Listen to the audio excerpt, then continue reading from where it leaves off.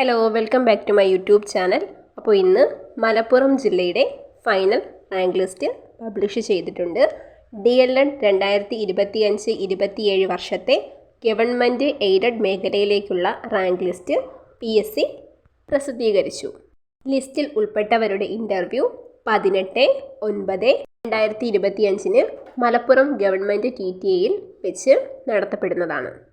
Interview നടക്കുന്ന സമയത്ത് താഴെ പറഞ്ഞിരിക്കുന്ന സർട്ടിഫിക്കറ്റുകളുടെ എല്ലാ ഒറിജിനൽ നിങ്ങൾ കൂടെ കൊണ്ടുപോകണം. ഇൻ്റർവ്യൂ എന്ന് പറയുന്നത് സർട്ടിഫിക്കറ്റ് വെരിഫിക്കേഷൻ മാത്രമാണ്. ഏതൊക്കെ സർട്ടിഫിക്കറ്റുകളാണെന്ന് നോക്കാം.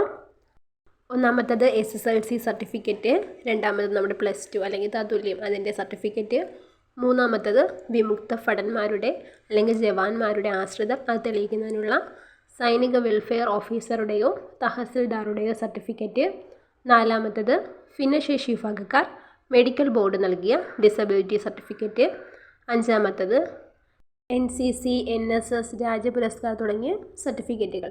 അപ്പോൾ നിങ്ങളുടെ ഉള്ള എല്ലാ സർട്ടിഫിക്കറ്റുകളുടെ ഒറിജിനൽ ആ സമയത്ത് കൊണ്ടുപോകണം.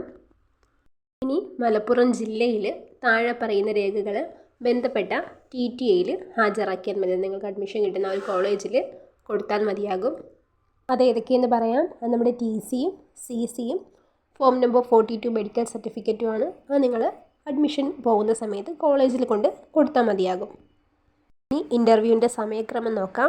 കൊമേഴ്സുകാർക്ക് 9 മണിക്കും, സയൻസുകാർക്ക് 9:30ക്കും, ഹ്യൂമാനിറ്റീസിനുകാർക്ക് 10:30ക്കുമാണ് ഇൻ്റർവ്യൂ നടക്കുന്നത്. നിങ്ങൾ ഗൂഗിളിൽ കയറിയിട്ട് DDU മലപ്പുറം ഒന്ന് സെർച്ച് ചെയ്ത് നോക്കുക. അപ്പോൾ വരുന്ന ഒരു ലിങ്ക് കയറുമ്പോഴത്തേക്ക് നിങ്ങൾക്ക് നിങ്ങളുടെ മെയിൻ ലിസ്റ്റും അതേപോലെ തന്നെ വെയിറ്റിംഗ് ലിസ്റ്റിലുള്ളവർക്ക് അവരുടെ ലിസ്റ്റും ഡൗൺലോഡ് ചെയ്തെടുക്കാൻ പറ്റുന്നതാണ്. പ്രധാനപ്പെട്ട കാര്യം, ഇൻ്റർവ്യൂവിന് ഹാജരാക്കാത്തവർക്ക് പിന്നീടൊരു അവസരം ഉണ്ടാകുന്നതല്ല.